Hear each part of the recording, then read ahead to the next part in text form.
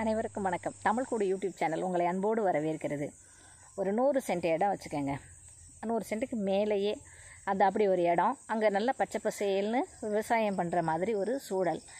நம்ம farm house கட்டுவோம் இல்லையா, வீடு நடுவில் ஒரு வீடு அப்படி கட்டுறதுக்கு கொஞ்சம் இடம் விட்டுட்டு அதில் சுற்றி வர தோட்டம் போட்டாச்சு. தோட்டம் போட்டு அந்த தோட்டத்துக்கு ஊற்றுறதுக்கு கிணறு ஒன்று, மோட்டர் கிணறு மாதிரி கொஞ்சம் அகலமான ஒரு கிணறு. அந்த கிணத்துலேருந்து தண்ணி இறச்சி இந்த தோட்டத்துக்கெல்லாம் ஊற்றி அங்கே ஒரே பச்சை பசேல்னு இருக்குது. நடுவில் ஒரு வீடு, அழகாக தூண்களே பார்க்குறதுக்கு அவ்வளோ அழகான தூண்களெல்லாம் வைத்து மாளிகை மாதிரி ஒரு வீடு. அந்த வீட்டுக்கு வெள்ளையாக பெயிண்ட் அடித்து பார்க்கவே அழகாக இருக்குது. வீட்டை சுற்றி கொஞ்சம் தென்னை மரம், காற்று வேணும் இல்லையா, அதுக்காக வீட்டை சுற்றி கொஞ்சம் ஒரு 10-12 தென்னை மரம் வீட்டை சுற்றி இருக்குது. இந்த தண்ணியில் பட்டு, அந்த தென்னை மரத்தில் பட்டு அந்த வீட்டுக்குள்ளே வர்ற காற்று எப்படி இருக்குது, காற்று இல்லை அது தென்றல், அப்படி மென்மையாக மேலே படுது. அப்படி ஒரு தென்றல் காற்று வீசக்கூடிய வீடாக இருக்குது அது. சாயந்தரம் ராத்திரி ஆனோன்னா பார்த்திங்கன்னா நிலா ஒளி வீட்டு மேலே படுது. வீட்டு அந்த முற்றத்தில் முன்னாடி உட்காந்துருக்கிற ஆள் மேலேயும் படுது நிலா ஒளி. நிலா ஒளி எப்படின்னா, அந்த மேகமெல்லாம் எதுவும் மறைச்சிடக்கூடாது, இடையில அந்த தென்னங்கீத்தெல்லாம் எதுவும் மறைச்சிடாமல் முழுசாக நில ஒளி வீட்டை அடையிறது, நம்மளை அடையிறது. நிலாவை எப்போவுமே என்ன செய்யணும், ரசிக்கணும். நம்மளாம் சின்ன பிள்ளையாக இருக்கும்போது வாசலில் படுத்துக்கிட்டு, அப்போத்தா அந்த நிலா பாருங்கள், இங்கே இந்த பக்கம் உயரமாக இருக்குது, கோட்டை கட்டி இருக்குது, நிலா அதை சுற்றி வேறு கலர், மஞ்சள் அந்த மாதிரியெல்லாம் கலர் தெரியும். அதுக்கு பக்கத்தில் இருக்கிற வெள்ளி பாரு, இந்த வெள்ளிக்கு இந்த உலக்க வெள்ளி, இந்த வெள்ளி, அந்த பேர் சொல்லி இப்படிலாம் பேசிக்கிட்டு படுத்திருப்போம். இப்போது கரண்ட்டு போனால் கூட வெளியில் வர்றதில்லை.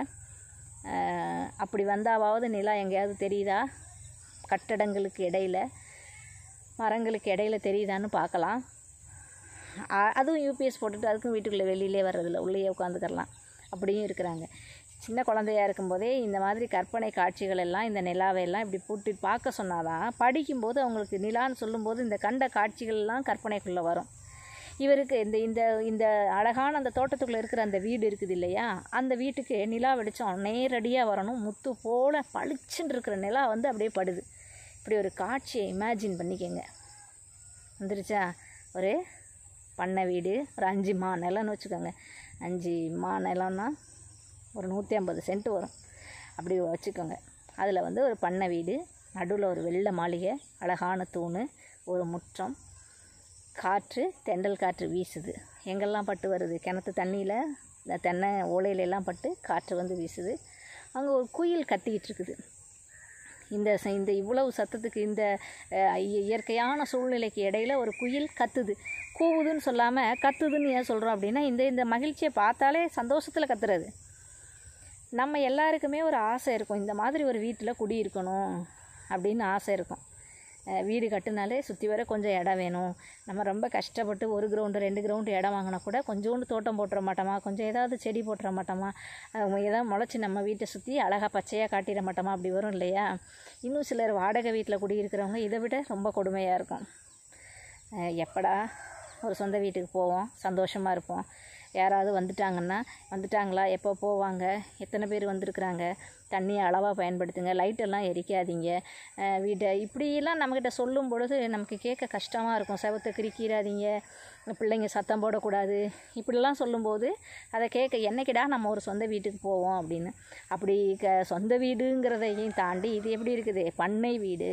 இந்த வீட்டில் எப்படி இருக்கும், சொந்த வீடே சிலர் கிரவுண்டு வாங்கி இடம் வாங்கி வீடெல்லாம் கட்டினாலும் ஜன்னலில் திறக்க முடியாமல், சுற்றி வர இடம் இல்லாமல், அந்த செவத்து பக்கம் ஜன்னல் வைக்க முடியாமல், காற்றே இல்லாத வீடாக அமைஞ்சு போயிடும். அப்போ நமக்கு என்னென்னு தோணும், நல்லா சுற்றி வர காற்று வீசுகிற வீடு எங்கே எப்போ போய் இருப்போம், அப்படி தோணும் இல்லையா. அப்படி அந்த மாதிரி ஒரு வீடு இந்த வீடு. இப்போ நம்ம பார்க்குறோம்ல இந்த பண்ணை வீடு. அந்த வீட்டுக்குள்ளே யார் இருக்கிறா, பாரதியார் இருக்கிறார்.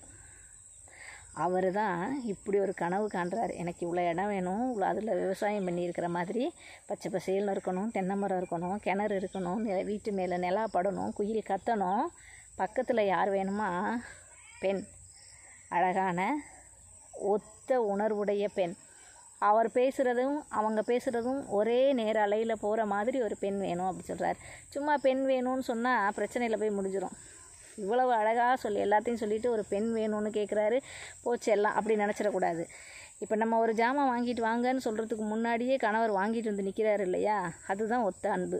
நம்ம ஒரு செய்தியை சொல்ல போகும்போது அவர் அதை கேட்குறாரு வந்து நம்மக்கிட்ட, நான் இப்போ தான் உங்ககிட்ட சொல்லுவோன்னு வந்தேன், நீங்கள் அதுக்குள்ளே சொல்லிட்டீங்க அப்படின்னு சொன்னோம் இல்லையா, அது ஒத்த அன்பு. அப்படி ஒத்த அன்புன்னா என்ன அப்படின்னா, ஒருத்தருடைய உள்ள கருத்தை இன்னொருத்த புரிஞ்சுக்கிட்டு இவங்களுக்கு இது பிடிக்கும், அவர் இந்த பொரியல் வச்சா நல்லா சாப்பிடுவார், இன்றைக்கி அவர் நல்லா நான்வெஜ்னால் அவருக்கு ரொம்ப பிடிக்கும், இப்படி நினச்சி பார்த்து தன்னோட நலனை நினைக்காம தன்னோட சுகத்தை நினைக்காம நிறைய பெண்கள் என்ன செய்வாங்க, கணவருக்காக வேலை செய்வாங்க, அவர் சாப்பிட்றதுக்காக செய்வாங்க, அவருடைய சொந்த பந்தங்கள் சுற்றத்தை பேணுவாங்க. இந்த மாதிரி எனக்கு ஒரு பெண், அதாவது அவர் சொல்லும்போதே அப்படி தான் சொல்கிறாரு, ஒரு பத்தினி பெண் வேண்டும் பக்கத்தில் அப்படின்னா என்ன அர்த்தம்னா, இத்தனை அழகு இருந்தாலும் கூட அவள் என்னை ரசிக்கக்கூடியவளா, என் கருத்திற்கு மதிப்பளிக்கக்கூடியவளா எனக்கு ஒரு பெண் வேணும் அப்படி நினைக்கிறாரு, என் பக்கத்தில் வேணும்.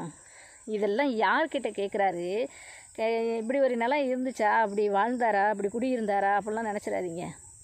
கனவு தானே, கற்பனை பண்ணுறாரு, எனக்கு இப்படி ஒரு இடத்துல இப்படி ஒரு நிலம் வேணும், இப்படி ஒரு வீடு வேணும்னு பராசக்திக்கிட்ட கேட்குறாரு. பராசக்தி எனக்கு இதெல்லாம் பண்ணி கொடு, நான் இப்படி சந்தோஷமாக இருக்கும் பொழுது நீ என்னை துணைக்கிரு, நான் இப்படியெல்லாம் இருப்பேன், நீ என்ன செய்ய, எனக்கு காவலுக்கு நில்லு, என் பாட்டை கேட்டாவது இந்த உலகத்தை பாலித்திடு, இந்த உலகத்தில் உள்ள எல்லா மக்களும் இந்த மாதிரி மகிழ்ச்சியான வாழ்க்கையை வாழ நீ அருள் செய் அப்படின்னு பராசக்திகிட்ட பாரதியார் வேண்டும் விதமாக இந்த பாட்டை எழுதியிருக்கிறாரு. காணி நிலம் வேண்டும். காணி நிலம் அப்படின்னோன்னா நம்ம ஏதோ கம்மியாக இருக்கும்னு நினச்சிடக்கூடாது. காணி நிலம்னா எவ்வளோ கேட்குறாரு, 1 ஏக்கர் 1.32 ஏக்கர் கேட்குறாரு. 1 ஏக்கர்னால் 3 மா, அப்போ 3 மானா 100 சென்ட்டு, 100 சென்ட்டுக்கும் மேலே 150 சென்ட்டுக்கிட்ட கொஞ்சம் அகலமாக விவசாயமும் செஞ்சுக்கிட்டு மகிழ்ச்சியாக குடியிருக்கிற மாதிரி ஒரு வீடு, ஒரு அழகான கற்பனை காட்சியை கேட்குறாரு, தர்றாரு, நம்ம கண்ணில் கொண்டு வந்து நிறுத்துறாரு.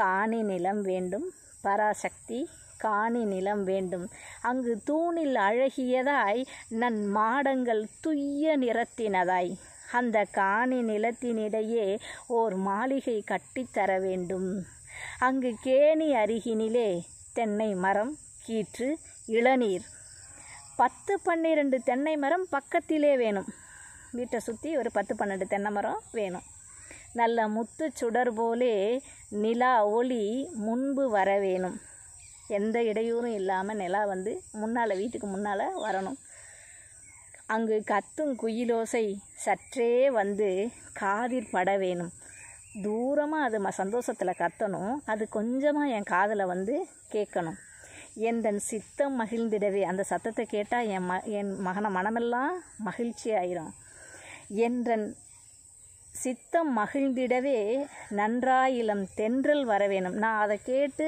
அந்த சத்தத்தை கேட்டு மகிழ்ந்துட்டு இருக்கும்போதே இளந்தென்றல் வந்து என்னை தொடணும், பாட்டு கலந்திடவே இதெல்லாம் நடந்துட்டு இருக்கும்போதே அங்கே ஒரு பத்தினி பெண் வேண்டும், என் உணர்வுகளை புரிந்து கொண்ட ஒரு பெண் என் பக்கத்தில் வேணும், எங்கள் கூட்டு களியினிலே நானும் அவளும் சந்தோஷமாக இந்த காட்சிகளுக்கு இடையில நாங்கள் அப்படியே மகிழ்ந்து இருக்கும்போது சந்தோஷமாக இருக்கும்போது கவிதைகள் கொண்டு தர வேணும், எனக்கு தானாக கவிதைகள் எல்லாம் கொட்டிகிட்டே இருக்கணும், அது அந்த இடத்துல அந்த மாதிரியான ஒரு மனநிலையில் மகிழ்ச்சியில் தனிமையில் போய் இருந்தாலும் என்ன வந்துடும், கவிதை எழுத வரும், அந்த காட்டு வெடியினிலே அம்மா நின்றன் காவல் உற வேணும், எந்தன் பாட்டு திறத்தினிலே இவ்வையத்தை பாலித்திட வேணும், நான் அப்படி நடுக்காட்டுக்குள்ளே போய் நான் சந்தோஷமாக இத்தனையும் அனுபவித்து வாழ்ந்துட்டு இருக்கும்போது நீ என்ன செய்ய வேணும், காவல் உற வேண்டும், வந்து எனக்கு காவலுக்கு நில்லு, என்னுடைய இந்த பாட்டு திறத்தை இந்த பாட்டை கேட்டு இந்த வையத்தில் உள்ள மக்கள் எல்லோருக்கும் இது போன்ற அமைதியான மகிழ்ச்சியான வாழ்க்கையையும்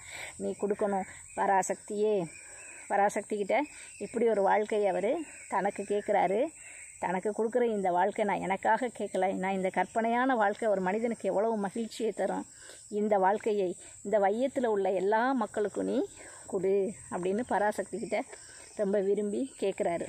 இந்த காணி நிலம் வேண்டும் அப்படிங்கிற பாடலில் ஒரு மனிதனுக்கு தேவையான வாழ்க்கை மகிழ்ச்சி ஆனந்தம், ஒரே ஒரு முறை தான் வாழ போகிறோம், அந்த வாழ்க்கை நமக்கு பிடிச்ச மாதிரி நம்ம கூட இருக்கிற துணை, நம்மளை புரிஞ்சுக்கிட்ட துணையாக, அவங்கள பிரியாமல் எப்போதும் நல்ல மக்களை பெற்று சுத்தமான காற்றை சுவாசித்து பிடிச்ச மாதிரி வாழ்ந்தோன்னா அந்த வாழ்க்கை நினச்சி பார்க்க கூட இனிக்கும். இப்படி பாரதியார் வாழ்க்கை முழுசும் கஷ்டப்பட்டால் கூட அவருடைய வாழ்க்கை தொடங்கினது எட்டயபுரத்தில் தொடங்குச்சு. எட்டயபுரத்தில் அங்கே தனக்கு ஒரு 11 வயது இருக்கும் பொழுதே கவிதை எழுத ஆரம்பிச்சிட்டாரு. எட்டயபுர மன்னர் அவருக்கு பாரதிங்கிற பட்டம் கொடுத்தாரு. கலைமகள் என்ற பொருள் படக்கூடிய பாரதிங்கிற பட்டத்தை அவருக்கு கொடுத்தாரு.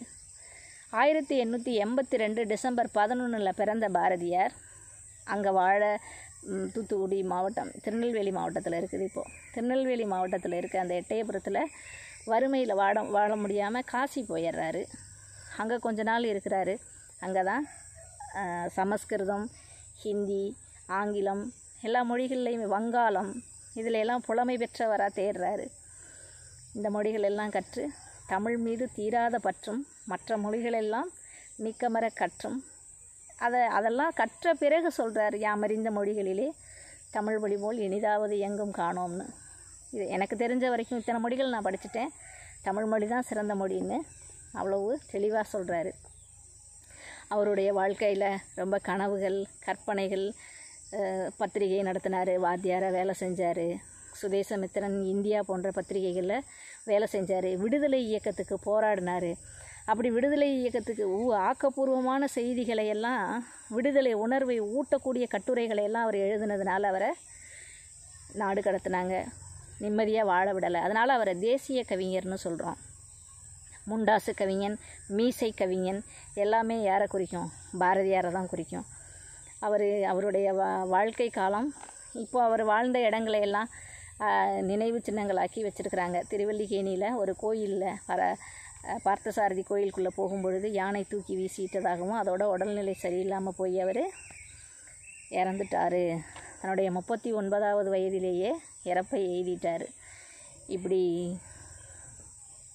ரொம்ப முக்கியமாக, அதாவது தமிழ் இலக்கியங்கள் எப்படியெல்லாம் ஒரு பாதையில் இருந்துச்சு, ராஜாக்களை புகழ்ந்துக்கிட்டு அப்படி இருந்த பாதையை மாற்றி மற்ற மொழிகளில் இருக்க கவிதைகளையெல்லாம் நம்ம மொழிக்கு மொழிபெயர்த்து கொண்டு வந்து கண்ணன் பாட்டு, குயில் பாட்டு, பாஞ்சாலி சபதம், புதிய ஆத்திசுடி போன்ற ஒப்பற்ற நூல்களை, நாவல் நூல்களை எல்லாம் எழுதி அந்த காவியங்களையெல்லாம் படிக்கும் பொழுது புதிய நோக்கு, புதிய சிந்தனை, இதுக்கு முன்னாடி இருந்த மரபுகளை எல்லாம் உடைச்சி, அதாவது புது கவிதைக்கு வித்திட்டவர்னு சொல்லுவாங்க பாரதியாரை சொல்லும் பொழுது.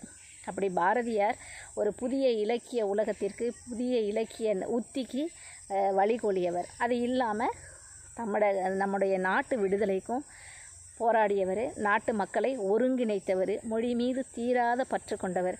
அப்படிப்பட்ட பாரதி எழுதிய இந்த காணி நிலம் வேண்டும் பாட்டு நினச்சி இன்புறக்கூடியது. இதுபோல் நல்ல கவிதைகளையும் பாடல்களையும் தொடர்ந்து கேட்போம்.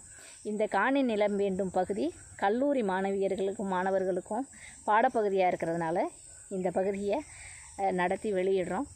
எல்லோரும் எப்போதும் தமிழ் கூடு சேனலோடு இணைந்தே இருங்கள். தொடர்ந்து தமிழ் கற்போம். நன்றி.